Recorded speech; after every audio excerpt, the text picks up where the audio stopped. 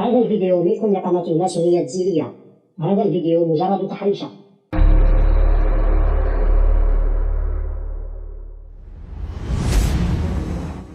إذا ما شفت هذا الفيديو فاعلم بأن مخترع كرة القدم علي بن شيخ قد منعك.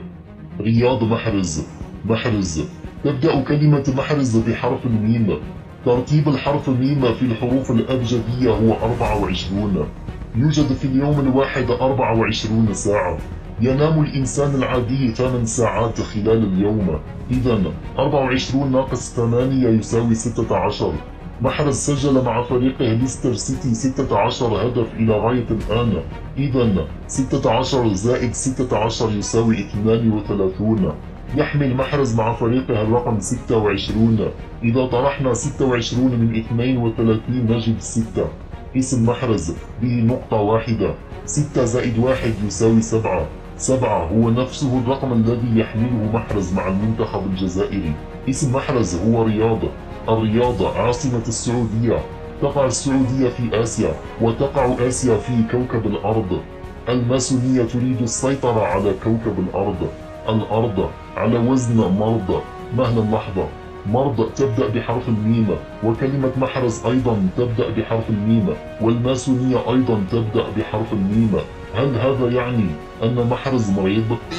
طبعا سبق وأن قلت ولا واحد يتمنى أنه يكون في مكانه. مهل لحظة، هذا تعليق حفيظ دراجي. نعم، هذا كان في مباراة مصر.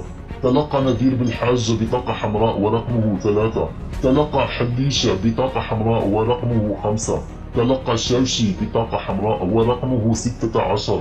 16 زائد 5 زائد 3 يساوي 26، وهو نفسه رقم محرز مع ليستر سيتي. هل هذه مصادفة؟ بالطبع، لأن الماسونية لن تجعل مهمتنا سهلة.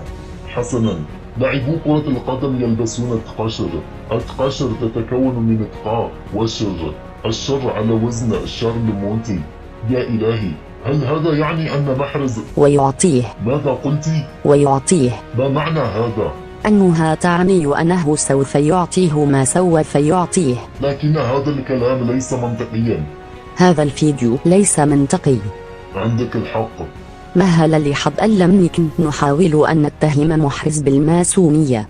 بالطبع. تفضل يا معلم. محرز على وزن كرافس. الكرافس لونه أخضر. شعار الماسونية لونه أخضر. إذا رياض محرز ماسونية كونفيرمد. إذا راك تشوف في هذا الفيديو معناه أن الشيء الذي نخشاه قد حدث. شكيب خليل ظهر باللي بريء ورجع للبلاد. في هذه الحالة نكون قد تركنا الجزائر وهاجرنا إلى الموزمبيق. سنتوحشكم. شكيب خليل وزير الطاقة والمناجم ورئيس سوناتراك ومنظمة الأوبك سابقا.